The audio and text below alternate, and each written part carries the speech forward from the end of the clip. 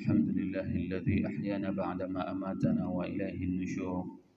أشهد أن لا إله إلا الله له دعوة الحق حريص عليها وأوجب تبشير بها ولتكن منكم أمة يدعون إلى الخير ويأمرون بالمعروف وينهون عن المنكر وأولئك هم المفلحون. وأشهد أن محمدا عبده ورسوله بلغ الرسالة وأدى الأمانة ونصح الأمة وكشف الأمة حتى أتانا اليقين ليلها كنهارها لا يزيغ عنها إلا هالك. اللهم صل على سيدنا محمد النبي الأمي الحبيب المحبوب العلي القدر العظيم الجد وعلى أزواجه أمهات المؤمنين وذرياته وآل بيته وأصحابه أجمعين. رب اشرح لي صدري ويسر لي أمري واحلل عقدة من لساني يفقهوا قولي أما بعد. Para asatiz yang saya muliakan, ayah bunda yang saya cintai, dan bapak ibu jemaah salat subuh yang dirahmati Allah. Marilah senantiasa kita memanjatkan puji dan syukur kita kepada Allah yang telah memberikan kepada kita nikmat iman, nikmat Islam, dan nikmat kesehatan. Dikarenakan banyak nikmat yang Allah berikan kepada saudara-saudara kita, akan tetapi mereka belum diberikan hidayah untuk bisa mendekatkan dirinya kepada Allah. Pada saat saya melakukan perjalanan dari rumah, saya melihat berbagai macam tingkah laku manusia. Ada yang sudah mulai bekerja pada saat suara azan memanggil. Bayangkan mereka tidak bisa untuk salat berjamaah sebagaimana yang kita lakukan sebagaimana subuh yang berbahagia. Ada di antara saudara-saudara kita yang baru pulang dari kafi. Ada di antara saudara kita yang baru pulang berboncengan dengan pasangannya. Kesemuanya itu merupakan di antara nikmat yang masih Allah berikan kepada umatnya, kepada hambanya. Namun nikmat tersebut kita doakan semoga mereka diberikan hidayah oleh Allah, sehingga mereka bisa mendekatkan dirinya kepada Allah Subhanahu wa Ta'ala. Salawat dan salam bersama-sama kita panjatkan kepada junjungan kita Nabi besar Muhammad SAW yang telah membawa umat manusia dari alam jahiliyah ke alam yang penuh dengan ilmu pengetahuan. Kita tidak tahu harus melakukan apa kalau seandainya baginda Rasulullah SAW tidak pernah mengajarkan kepada kita untuk bisa melaksanakan salat subuh berjamaah. Maka pada saat Rasul diutus ke atas muka bumi ini merupakan sebuah petunjuk kepada kita untuk menjalani kehidupan ini sesuai dengan panduan yang diajarkan oleh baginda Rasulullah SAW. Rasul mengajarkan kepada kita apa yang harus kita lakukan pada saat kita terbangun dari subuh.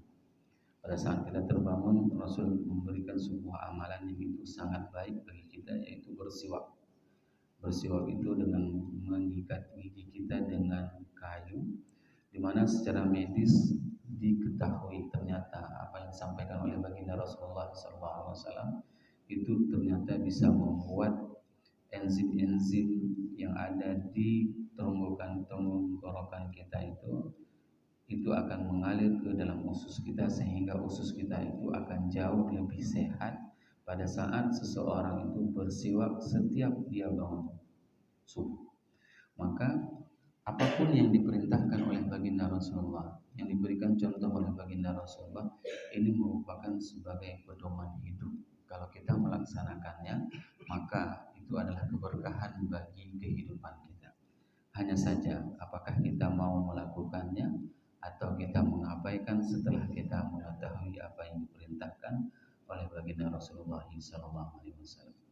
Pada pertemuan sebelumnya kita telah membahas yaitu bagaimana Allah menjelaskan ayat dari 1 sampai dengan ayat 5 kita telah bahas, di mana ayat terakhir Allah mengatakan faja'alahu ghufa'an ahwa, di mana Allah menjadikan daun yang hijau yang indah dipandang itu akan menjadi kering dan hitam. Inilah proses di mana dunia pada saat kita melihatnya itu sangat indah. Semua pada saat kita muda, pada saat istri kita muda, semua akan indah kita menatapnya. Tapi pada saat dunia itu menua, usia kita sudah lanjut, maka yang ada hanya keriput, yang ada hanya ketuaan. Maka pada saat kita menemukan dengan fenomena alam seperti itu, ini merupakan sebuah sunnatullah. Ini merupakan sebuah tanda-tanda kekuasaan Allah. Dulunya semua orang pernah muda, dulunya daun itu hijau indah dipandang. Pada saat dia tua kering kerontang, apa yang membuat kita tetap menyukainya? Dikarenakan adalah satu frekuensi antara kita dengan apa yang kita lihat. Adanya satu kesamaan, yaitu iman kepada Allah. Bapak Ibu jemaah yang dirahmati Allah, pada sebelum berbahagia ini kita akan membahas dua ayat, yaitu ayat 6 dan ayat ke-7. Allah berfirman, A'udzubillahi minasyaitonirrajim, Bismillahirrahmanirrahim. Sanuqri'uka fala tansa illa ma sya'allah. Innahu ya'lamul jahra wa ma yakhfa.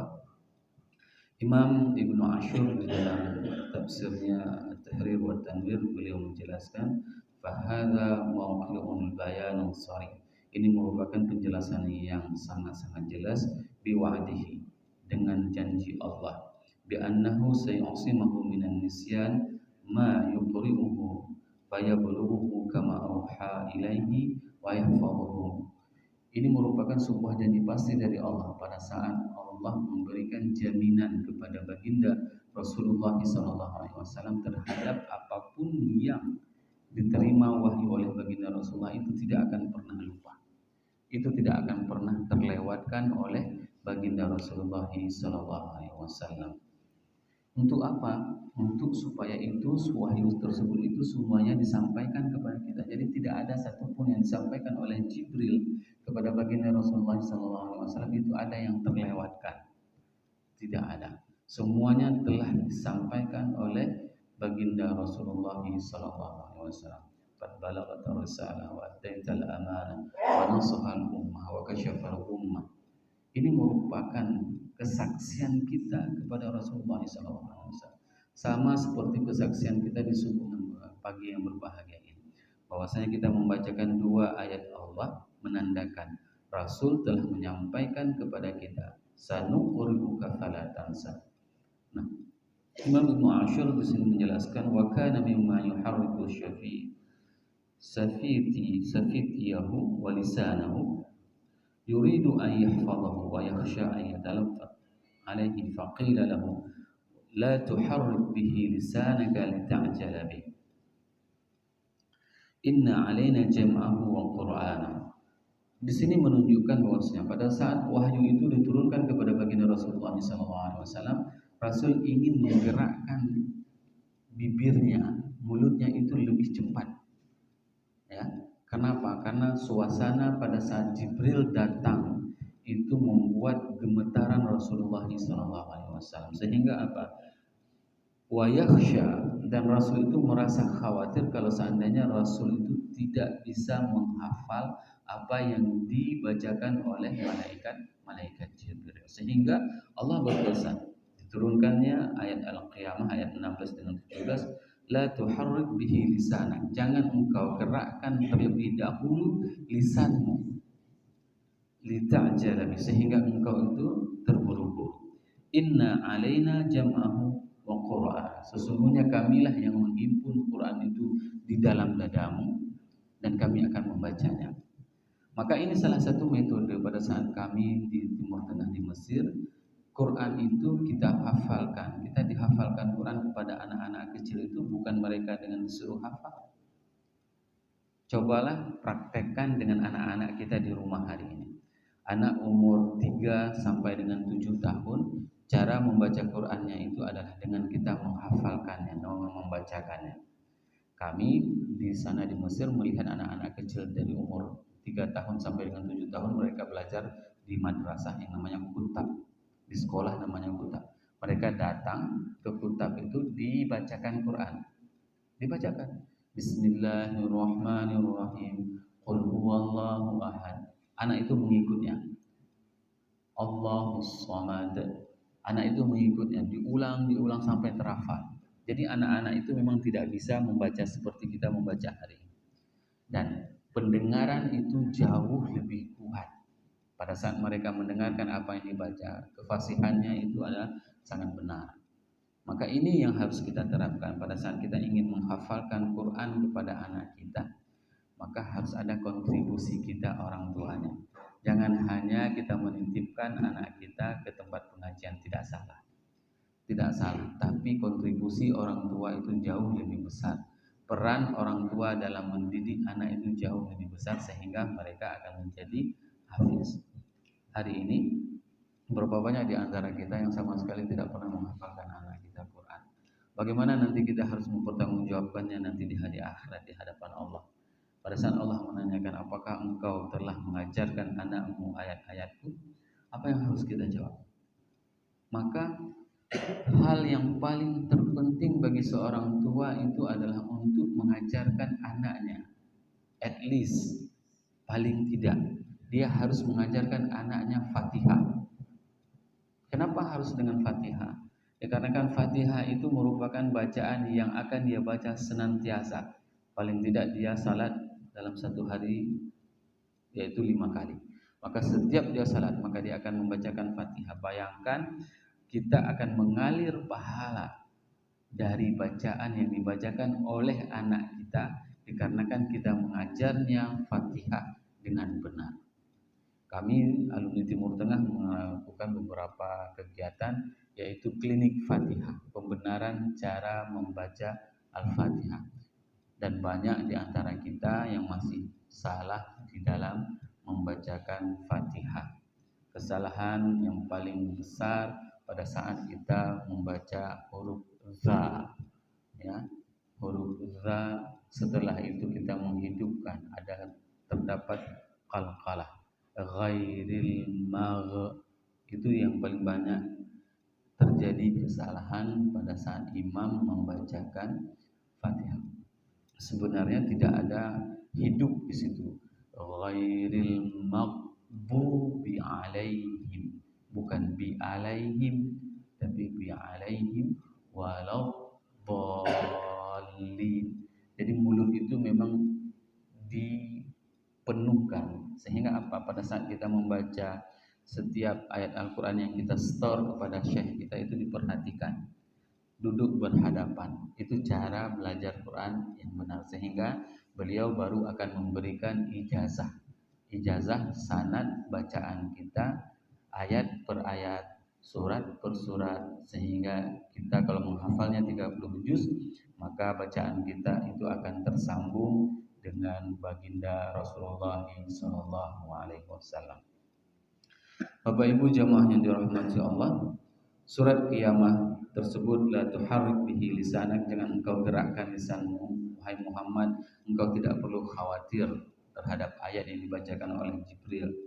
Ini merupakan janji daripada Allah. Sanuqri'uka fala tansa wa'du minallahi bi'aunihi ala hafdhi jami'i ma yuha ilaihi.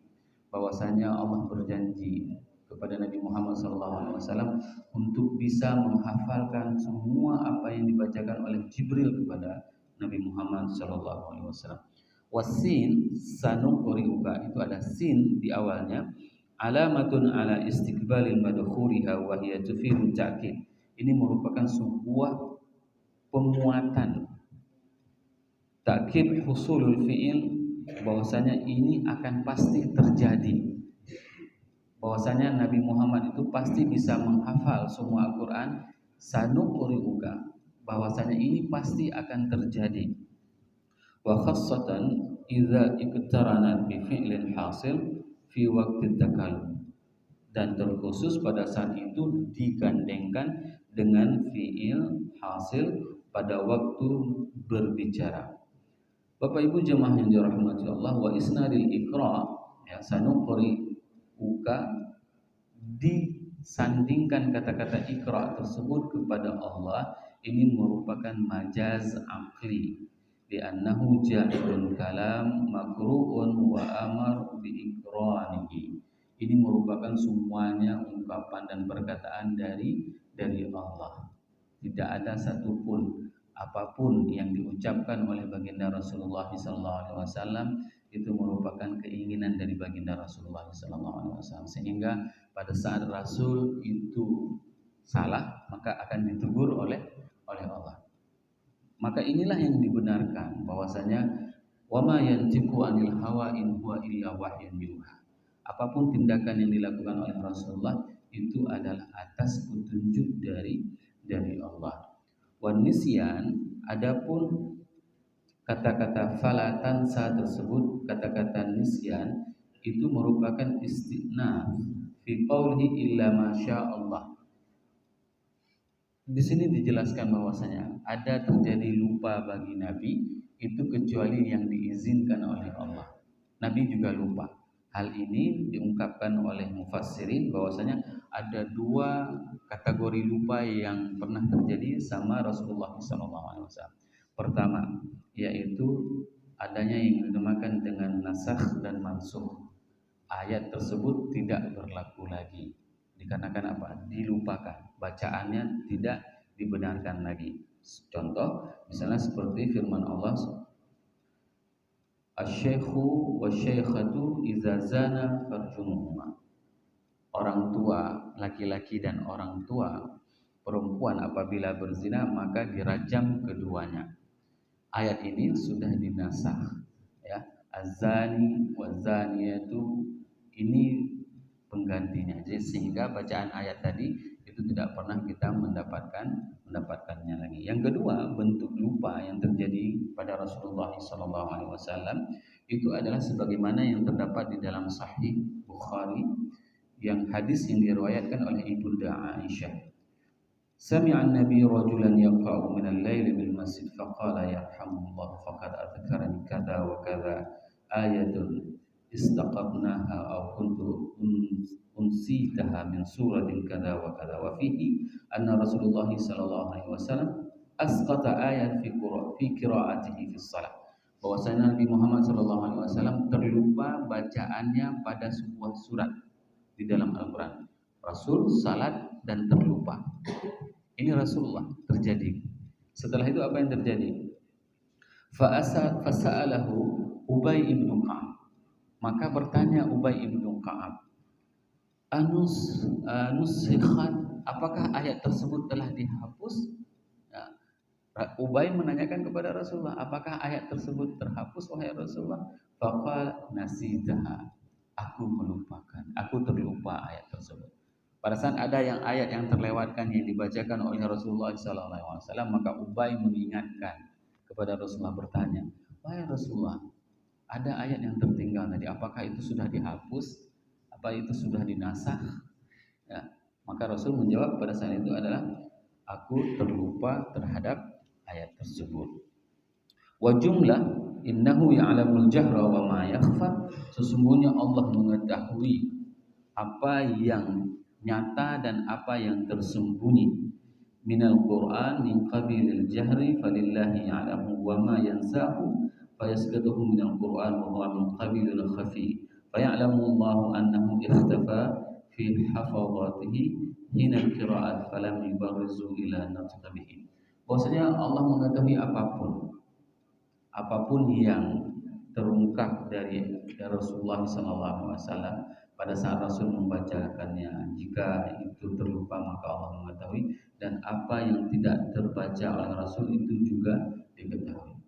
Begitu juga sebenarnya dengan kita hari ini. Innahu ya'lamul jahra wa ma yakhfa, sesungguhnya Allah mengetahui tentang kondisi kita. Apapun yang kita sampaikan hari ini, apapun yang saya bicarakan hari ini, itu diketahui oleh Allah. Begitu juga apapun yang tersirat yang tidak saya sampaikan, itu juga diketahui oleh Allah. Bagaimana pemahamannya? Apakah saya duduk di sini di subuh yang berbahagia ini dikarenakan apa?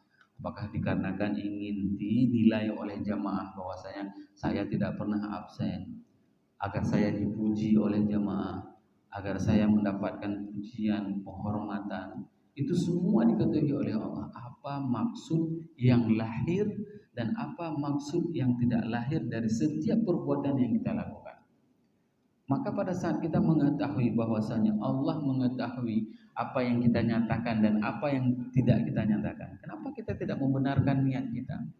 Hadir kita pada subuh yang berbahagia ini bukan dikarenakan karena adanya pimpinan kita, bukan dikarenakan kita ingin mendapatkan pujian, bukan dikarenakan kita ingin mendapatkan hadiah umrah, Tapi itu adalah sebagai efek sampingnya.